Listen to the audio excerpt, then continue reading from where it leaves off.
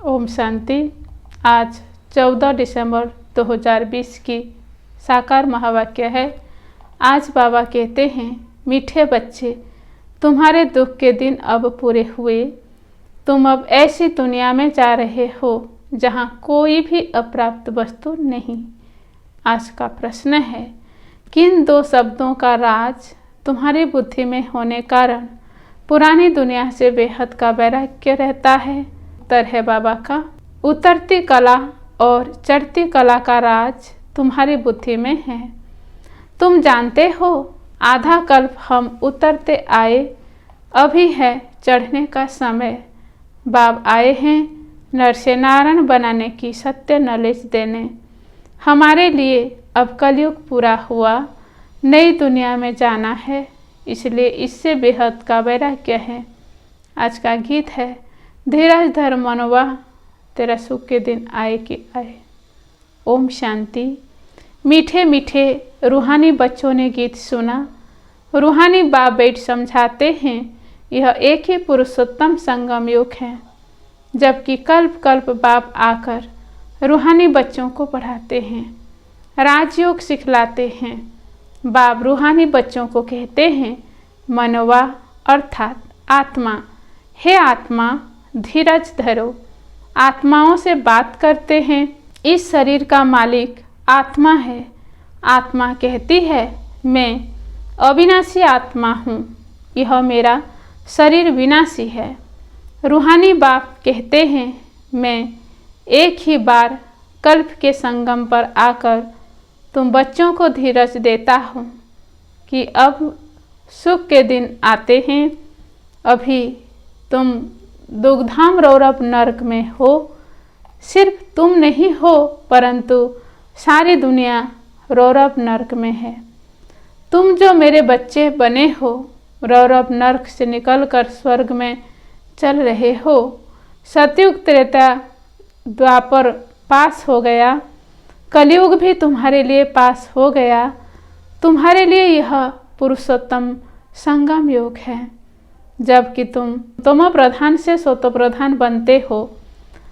आत्मा जब सतो प्रधान बन जाएगी तो फिर यह शरीर भी छोड़ेगी। सतो प्रधान आत्मा को सतयुग में नया शरीर चाहिए, वहाँ सब कुछ नया होता है। बाप कहते हैं, बच्चे अब दुग्धाम से सुखधाम में चलना है, उसके लिए पुरुषार्थ करना है। सुखधाम में इन लक्ष्मी नारायण की राजाई थी। तुम पुरुषार्थ कर रहे हो नरसेनारायण बनने का। यह सत्य नरसेनारायण बनने की नॉलेज है। भक्ति मार्ग में हर पूर्णवासी पर कथा सुनते आए हो, परंतु वह है ही भक्ति मार्ग, उसे सत्य मार्ग नहीं कहेंगे। ज्ञान मार्ग है सत्य मार्ग। तुम सीढ़ी उतरते उतरते झूठ खंड में आते हो। अभी तुम जानते हो, सत्य बाप से हम यह नॉलेज पाकर 21 जन्म देवी देवता बनेंगे। हम थे फिर सीढ़ी उतरते आए। उतरती कला और चढ़ती कला का राज तुम्हारी बुद्धि में है। पुकारते भी हैं, हे बाबा आकर हमको पावन बनाओ। एक बाप ही पावन बनाने वाला है। बाप कहते हैं, बच्चे तुम सतयुग में विश्व के मालिक थे, बहुत धनवान, बहुत सुखी थे। अभी बाकी थोड़ा समय है। पुरानी दुनिया का विनाश सामने खड़ा है। नई दुनिया में एक राज्य, एक भाषा थी, उसको कहा जाता है अद्वैत राज्य। अभी कितना द्वैत है, अनेक भाषाएं हैं। जैसे मनुष्यों का झाड़ बढ़ता जाता है, भाषाओं का फिर झाड़ वृद्धि को पाता जाता है। फिर होगी एक भाषा। गायन है ना, वर्ल्ड की हिस्ट्री जोग्राफी रिपीट मनुष्यों की बुद्धि में नहीं बैठता।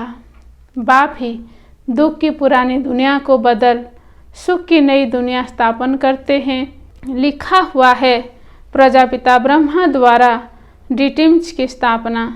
यह है राजयोग की पढ़ाई।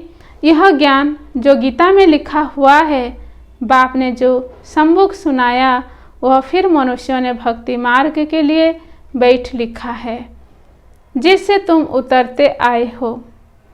अभी भगवान तुमको पढ़ाते हैं ऊपर चढ़ने के लिए।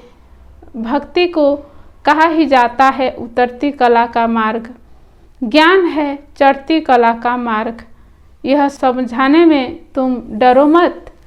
भल ऐसे भी हैं जो इन बातों को न समझने कारण विरोध करेंगे, शास्त्रवाद करेंगे, परंतु तुमको कोई से शास्त्रवाद नहीं करना है। बोलो शास्त्र वेद उपनिषद वह गंगा स्नान करना, तीर्थ आदि करना, यह सब भक्ति कांड है। भारत में रावण ही है बराबर जिसकी एफिजी जलाते हैं। वैसे तो दुश्मनों की एफिजी जलाते हैं अल्पकाल के लिए। यह इस एक रावण की ही एफिजी हर वर्ष जलाते आते हैं। बाप कहते हैं तुम गोल्डन एजेड बुद्धि से आयरन एजेड बुद्धि हो गए हो। तुम कितने सुखी थे। बाप आते ही है सुखधाम की स्थापना करने। फिर बाद में जब भक्ति मार्ग शुरू होता है तो दुखी बनते हैं। फिर सुखधाम को याद करते हैं, वह भी नाम मात्र, क्योंकि उनको जानते नहीं। गीता में नाम बदल दिया है। पहले पहले तुम यह समझाओ ऊंचते ऊंच भगवान एक हैं। याद भी उनको करना चाहिए। एक को याद करना उसको ही अव्यभिचारी याद, अव्यभिचारी ज्ञान कहा जाता है। तुम अभी ब्राह्मण बने हो तो भक्ति नहीं करते हो। तुमको ज्ञान है, बाप पढ़ाते हैं जिससे हम यह देवता बनते हैं। दैवी गुण भी धारण करने हैं। इसलिए बाबा कहते हैं अपना चार्ट रखो तो मालूम पड़ेगा हमारे में कोई आसुरी गुण तो नहीं है। देहाभिमान है पहला अवगुण, फिर दुश्मन है काम। काम पर जीत पाने से ही तुम जगत जीत बनेंगे। तुम्हारा उद्देश्य ही यह है। इन लक्ष्मी नारायण के राज्य में कोई अनेक धर्म थे नहीं। सतयुग में देवताओं का ही राज्य होता है। मनुष्य होते हैं कलयुग में, है भल वह भी मनुष्य परंतु दैवी गुण वाले। इस समय सब मनुष्य हैं आसुरी गुणों वाले। सतयुग में काम महाशत्रु होता नहीं। बाप कहते हैं इस काम महाशत्रु पर जीत पाने से तुम जगत जीत बनोगे। वहाँ रावण होता नहीं, यह भी मनुष्य समझ नहीं सकते। गोल्डन एज से उतरते उतरते तुम प्रधान बुद्धि बने हैं। अब फिर स्वतः प्रधान बनना है। उसके लिए एक ही दवाई मिलती है। बाप कहते हैं अपने को आत्मा समझ बाप को याद करो तो जन्म जन्मांतर के पाप भस्म हो जाएंगे। तुम बैठे हो पापों को भस्म करने, तो फिर आगे पाप नहीं करना चाहिए, नहीं तो वह 100 गुना बन जाएगा। फिर विकार में गए तो 100 गुना दंड पड़ जाएगा। फिर वह मुश्किल चढ़ सकते हैं। पहला नंबर दुश्मन है यह काम। 5 मंजिल से गिरेंगे तो हड़गुड़ एकदम टूट जाएगी, शायद मर भी जाएंगे। ऊपर से गिरने से एकदम चकनाचूर हो जाते हैं। बाप से प्रतिज्ञा तोड़ काला मुंह कर दिया तो गया आसुरी दुनिया में चला गया, यहाँ से मर गया। उनको ब्राह्मण भी नहीं शूद्र कहा जाएगा। बाप कितना सहज समझाते हैं। पहले तो यह नशा रहना चाहिए। अगर समझो कृष्ण भगवान वाच भी हो, वह भी तो जरूर पढ़ा करके आप समान बनाएंगे ना। परंतु कृष्ण तो भगवान हो न सके, वह तो पुनर्जन्म में आते हैं। बाप कहते हैं मैं ही पुनर्जन्म रहित हूँ। राधे कृष्ण लक्ष्मी नारायण अथवा विष्णु एक ही बात है। विष्णु के 2 रूप लक्ष्मी नारायण, राधे कृष्ण। ब्रह्मा का भी राज समझाया है। ब्रह्मा सरस्वती सो लक्ष्मी नारायण अब ट्रांसफर होते हैं। पिछाड़ी का नाम इनका ब्रह्मा रखा है। बाकी यह ब्रह्मा तो देखो एकदम आयरन एज में खड़ा है। यही फिर तपस्या कर कृष्ण व श्री लक्ष्मी नारायण बनते हैं। विष्णु कहने से उसमें दोनों आ जाते हैं। ब्रह्मा की बेटी सरस्वती यह बातें कोई समझ न सके। 4 भुजा ब्रह्मा को भी देते हैं, क्योंकि प्रवृत्ति मार्ग है ना, निवृत्ति वाले यह भी ज्ञान दे न सके। बहुतों को बाहर से फंसा कर ले आते हैं कि चलो हम प्राचीन राजयोग सिखलाएं। अब सन्यासी राजयोग सिखला न सके। अब ईश्वर आए हैं, तुम अब उनके बच्चे ईश्वरीय संप्रदाय बने हो। ईश्वर आए हैं तुमको पढ़ाने, तुमको राजयोग सिखला रहे हैं। वह तो है निराकार, ब्रह्मा द्वारा तुमको अपना बनाया है। बाबा बाबा तुम उनको कहते हो। ब्रह्मा तो बीच में इंटरप्रेटर है, भाग्यशाली रथ है। इस द्वारा बाबा तुमको पढ़ाते हैं। तुम भी पतित से पावन बनते हो। बाप पढ़ाते हैं मनुष्यों से देवता बनाने। अभी तो रावण राज्य आसुरी संप्रदाय है ना, अभी तुम ईश्वरीय संप्रदाय बने हो, फिर देवी संप्रदाय बनेंगे। अभी तुम पुरुषोत्तम संगम युग पर हो, पावन बन रहे हो। सन्यासी लोग तो घर बार छोड़ जाते हैं। यहाँ बाप तो कहते हैं भले स्त्री पुरुष घर में इकट्ठे रहो, ऐसे मत समझो स्त्री नागिन है इसलिए हम अलग हो जाते हैं तो छूट जाएं। तुमको भागना नहीं है, वह हत के सन्यास है जो भागते हैं। तुम यहाँ बैठे हो परंतु तुमको इस विकारी दुनिया से वैराग्य है। यह सब बातें तुम्हें अच्छी रीति धारण करनी है, नोट करना है और परहेज भी रखनी है। दैवी गुण धारण करने हैं। श्री कृष्ण के गुण गाए जाते हैं ना, यह तुम्हारी एम ऑब्जेक्ट है। बाप नहीं बनते, तुमको बनाते हैं। फिर आधा कल्प के बाद तुम नीचे उतरते, तुम प्रधान बनते हो। मैं नहीं बनता हूँ, यह बनते हैं। 84 जन्म भी इसने लिए हैं। इनको भी अभी स्वतः प्रधान बनना है। यह पुरुषार्थी है। नई दुनिया को स्वतः प्रधान कहेंगे। हर एक चीज़ पहले स्वतः प्रधान, फिर स्वतः रोजोतमो में आती है। छोटे बच्चों को भी महात्मा कहा जाता है, क्योंकि उनमें विकार होते नहीं, इसलिए उनको फूल कहा जाता है। सन्यासियों से छोटे बच्चों को उत्तम कहेंगे, क्योंकि सन्यासी तो फिर भी लाइफ पास करके आते हैं ना।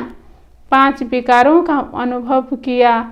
बच्चों को तो पता नहीं रहता, इसलिए बच्चों को देख हर्षित होते हैं। चैतन्य फूल है, अपना तो है ही प्रवृत्ति मार्ग। अभी तुम बच्चों को इस पुरानी दुनिया से नई दुनिया में जाना है। अमर लोक में चलने के लिए तुम सब पुरुषार्थ करते हो। मृत्यु लोक से ट्रांसफर होते हो। देवता बनना है तो उसके लिए अब मेहनत करनी पड़े। प्रजापिता ब्रह्मा के बच्चे भाई बहन हो जाते हैं। भाई बहन तो थे ना, प्रजापिता ब्रह्मा की औलाद आपस में क्या ठहरे। प्रजापिता ब्रह्मा गाया जाता है। जब तक प्रजापिता का बच्चा न बने, सृष्टि की रचना कैसे हो। प्रजापिता ब्रह्मा के हैं सब रूहानी बच्चे। वह ब्राह्मण होते हैं जिस्मानी यात्रा वाले। तुम हो रूहानी यात्रा वाले। वह पतित और तुम पावन। वह कोई प्रजापिता की संतान नहीं है, यह तुम समझते हो। भाई बहन जब समझे तब विकार में न जाए।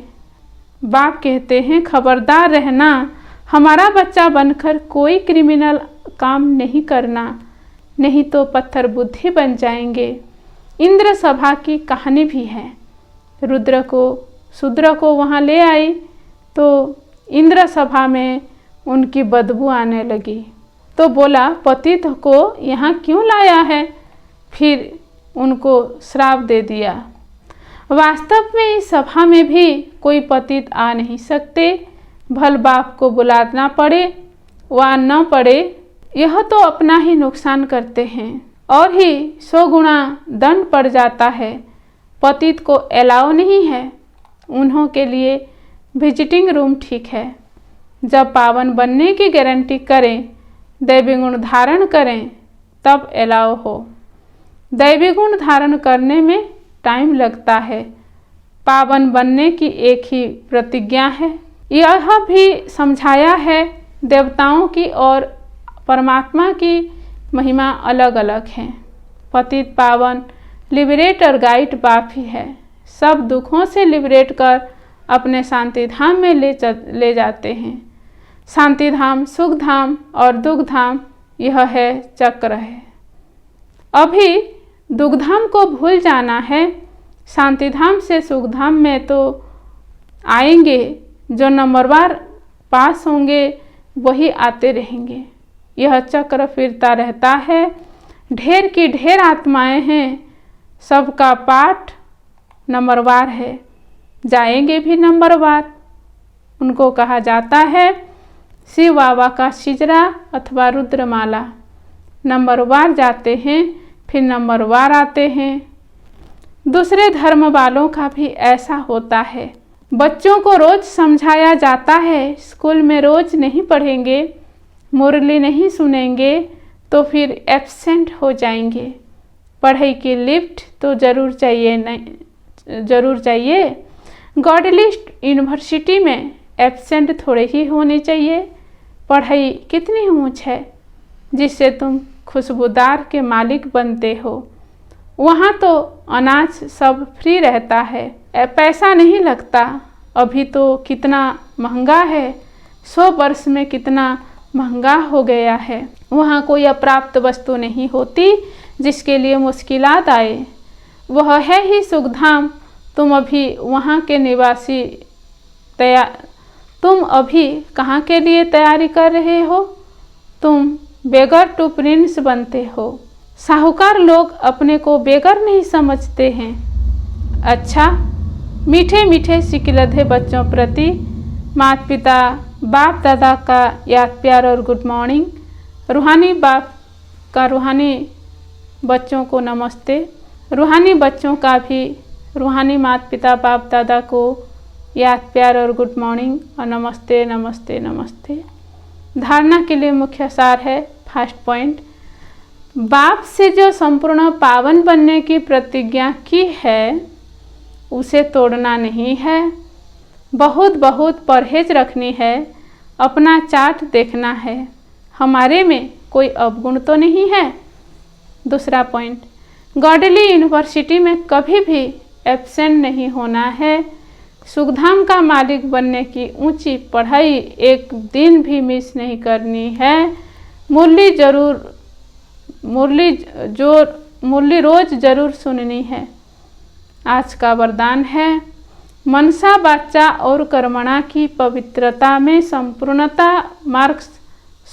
मार्क्स लेने वाले। मनसा वाचा और कर्मणा की पवित्रता में संपूर्ण मार्क्स लेने वाले नंबर 1 आज्ञाकारी भव। वरदान का विस्तार है। मनसा पवित्रता अर्थात संकल्प में भी अपवित्रता के संस्कार इमर्ज न हो। सदा आत्मिक स्वरूप अर्थात भाई भाई की श्रेष्ठ स्मृति रहे। वाचा में सदा सत्यता और मधुरता हो। कर्मणा में सदा नम्रता संतुष्टता हो और हर्षित मुखता हो। इसी आधार पर नंबर मिलते हैं और ऐसे संपूर्ण पवित्र आज्ञाकारी बच्चों का बाप भी गुणगान करते हैं। वही अपने हर कर्म से बाप का कर्तव्य को सिद्ध करने वाले समीप रतन है। आज का स्लोगान है, संबंध संपर्क और स्थिति में लाइट बनो, दिनचर्या में नहीं। अच्छा, ओम शांति।